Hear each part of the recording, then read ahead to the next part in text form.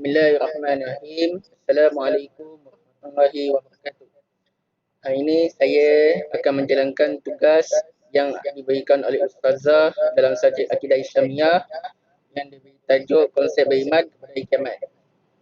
Sebelum saya meneruskan, saya ingin memperkenalkan beberapa ahli kumpulan saya iaitu Muhammad Uzair Lutfi, Muhammad Ikhwan dan juga Ahmad Akmal. Pendahuluan, hari kiamat merupakan rukun kelima dalam rukun iman. Hari kiamat juga merupakan himpunan semua manusia di alam barzah, iaitu sesi soal jawab. Ianya juga nikmat dan azab dalam kubur. Himpunan seluruh manusia di padang mahsyar dan syafaat para rasul khususnya Rasulullah sallallahu alaihi wasallam serta timbangan amalan iaitu al-mizan ketitian sirat sama ada syurga ataupun neraka. Ini saya nak terangkan bahawa hari kiamat adalah di mana himpunan seluruh umat manusia yang akan disoal tentang amalan dan juga perbuatan yang kita buat di muka bumi ini. Serta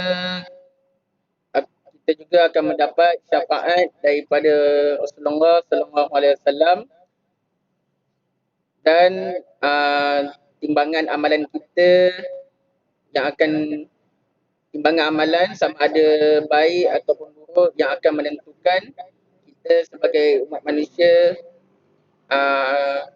sama ada akan ke syurga ataupun neraka. Definisi hari kiamat dari segi bahasa, hari kiamat disebut sebagai as-sa'ah, merupakan satu juzuk bahagian daripada siang dan malam. Dari segi istilah, as-sa'ah adalah satu waktu yang akan tiba dan akan berlakunya kiamat pada waktu tersebut. Maksudnya hari kiamat ni kita tidak akan tahu bila waktunya akan berlaku. Maksudnya hari kiamat ni dia berlaku sama ada dia datang ataupun dia akan berlaku pada waktu siang ataupun malam. Dalam surah Al-A'raf Allah berfirman, A'udzubillahi minasyaitonirrajim. Bismillahirrahmanirrahim. Yas'alunaka 'anis sa'ati ayyana mursaha qul innama 'ilmuha inda rabbi la yujalliha liwaqtiha illa hu thaqulat fis samawati wal ardh la ta'tikum illa baghtah yas'alunaka ka'annaka hafiyun anha qul innama 'ilmuha indallahi walakinna aktsaran nasi la ya'lamun. Maksudnya, mereka bertanya kepadamu, wahai Muhammad, tentang hari kiamat. Bilakah masa datangnya? Katakanlah, sesungguhnya pengetahuan mengenainya hanyalah ada di sisi Tuhanku. Tidak ada sesiapa pun yang dapat menerangkan kedatangan pada waktunya melainkan dia. Hari kiamat itu amalah berat di langit dan di bumi. Ia tidak datang kepada kamu melainkan secara mengejut. Mereka bertanya kepadamu seolah-olah engkau sedia mengetahuinya. Katakanlah, sesungguhnya pengetahuan mengenai hari kiamat itu adalah di sisi Allah, tetapi kebanyakan manusia tidak mengetahuinya. Jadi sampai sini saja pembincangan saya. Saya teruskan dengan presenter.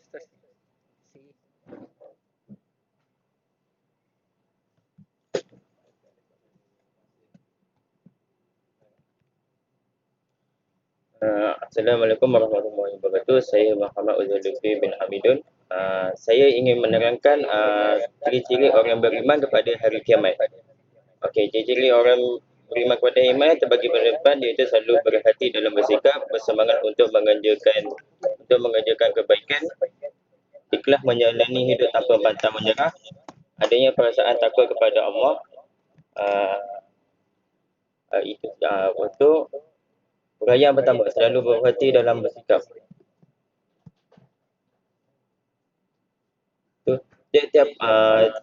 Setiap perbuatan yang dikerjakan oleh manusia akan dicatat oleh malaikat-malaikat. Tidak ada satu pun yang terlewat. Setiap perbuatan yang diletak adalah penentu nasib manusia setelah kematiannya hingga tiba hari akhirat nanti. Orang yang beriman terhadap hari akhirat pasti akan selalu berhati dalam bersikap. Hal ini kerana dia akan menyadari bahawa kesalahan ataupun dosa yang lagi sedikit dibuat maka akan mengurangi kesempatannya untuk menuju syurga milik Allah Subhanahu wa taala. Menurut surah Al-Imran ayat 114 iaitu A'udzubillahi minasyaitonir rajim yu'minuna billahi wa yawmil akhir wa yu'muruna bil ma'ruf wa yanhauna 'anil munkar wa yusari'una fil khairat wa ulaika minas solihin. Yang bermaksud mereka beriman kepada Allah dan hari akhirat dan menyuruh berbuat segala perkara yang baik dan melarang daripada segala perkara yang salah iaitu buruk dan keji. Dan mereka pula segera pada mengerjakan berbagai kebajikan. Mereka yang demikian sifatnya adalah dari orang-orang yang soleh. Okey, poin kedua itu bersemangat untuk mengerjakan kebaikan. Semakin banyak amalan baik yang kita buat, maka lagi banyak peluang untuk kita terhindar dari macam-macam seksa neraka. Orang yang selalu berbuat keburukan dan kemaksiatan akan mendapat kesulitan saat menghadapi kesulitan kelak di hari akhirat nanti. Macam-macam amal soleh mudah untuk dikerjakan. Contohnya solat 5 fardu 5 waktu, membaca Al-Quran, berbakti kepada orang tua, mengerjakan amalan sunnah dan lain sebagainya. Semua ibadah yang dikerjakan perlulah dilakukan dengan seikhlas hati dan niat kerana Allah yang mencari keredaan daripada Allah. Poin ketiga ialah ikhlas menjalani hidup tanpa pantang menyerah. Setiap orang akan menghadapi permasalahan ataupun ujian di dalam hidup setiap individu. Orang yang beriman pada hari akhirat akan menghalangi setiap ujian yang ditimpa di dalam hidupnya dengan seikhlas hati dan dengan perasaan yang sabar tanpa melahirkan perasaan pantang menyerah untuk mencari solusi masalah yang dihadapinya. Lepas tu bagi orang yang tidak beriman pada akhirat pula akan mudah putus asa dan mudah berkeluh dalam menyelesaikan masalah dan ujian yang ditimpa di dalam hidupnya. Bahkan mereka akan membiarkan masalah yang mereka hadapi membelenggu diri mereka. Poin ketiga, adanya rasa takut kepada Allah. Orang yang beriman pasti akan memiliki rasa takut di dalam hatinya apabila mendengar kalimah Allah. Ini menjadi penanda sebagai bentuk rasa cinta kita dan keagungannya terhadap Sang Pencipta. Kita akan terhindar dari perbuatan yang menyebabkan dosa. Contohnya, orang yang beriman ingin melakukan kemungkaran. Kemudian apabila mendengar nama Allah disebutkan oleh seseorang dengan berkata, ingatlah Allah bahawa yang akan engkau lakukan ini merupakan satu perkara yang dilarangnya. Itu saja daripada saya. Saya akan serahkan kepada presenter yang seterusnya.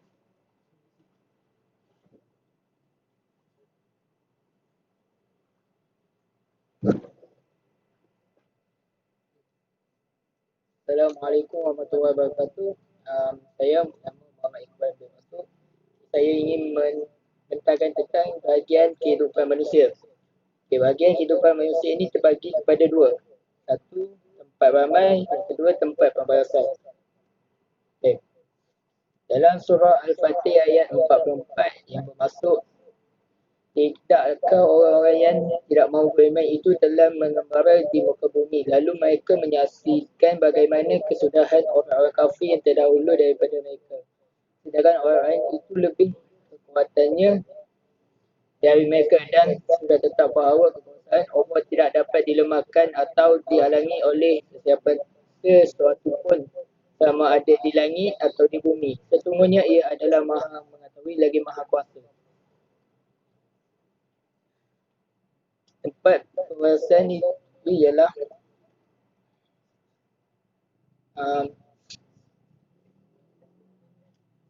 pembahasan ialah hari kiamat, iaitu tempat manusia menerima hasil pada amalan di dunia dan balasan terhadap apa yang dia lakukan di dunia. Okay. Yang kedua, mati pula ialah berpindah dari alam beramal kepada alam pembalasan.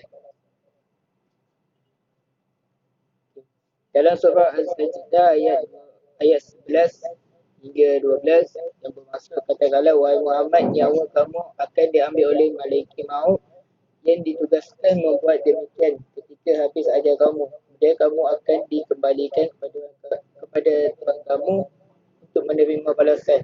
Dan sesungguhnya Nabi, sekiranya engkau melihat ketika orang-orang yang berdosa itu menundukkan kepalanya di hadapan Tuhan mereka dalam keadaan malu dan hina sambil merayu, wahai Tuhan kami telah melihat dan mendengar dengan sejelas-jelasnya akan segala yang kami ingkar dahulu, maka kembalikanlah kami ke dunia supaya kami mengerjakan amalan-amalan yang baik. Sesungguhnya kami sekarang telah yakin. Okey, itu saja daripada saya serahkan kepada pemerintah saya.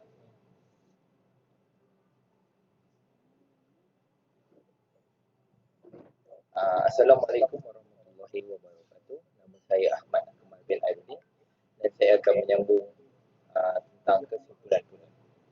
Okey, kesimpulan beriman kepada hari kiamat ialah kehidupan manusia boleh dibahagikan dan dibahagikan kepada dua, iaitu tempat beramal yang sementara dan tempat pembalasan kekal abadi. Dunia adalah tempat melakukan amal dan akhirat adalah tempat menerima pembalasan. Kematian pula akan memindahkan kita dari tempat melakukan amal ke tempat yang menerima balasan. Seperti contoh,